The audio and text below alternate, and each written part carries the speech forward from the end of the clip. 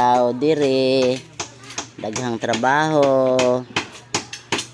Magandang hapon sa inyong lahat.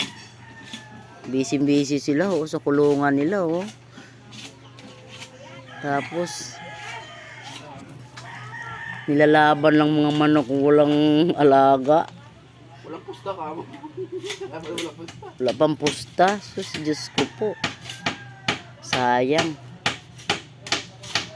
Walang hingyang balato yan ha.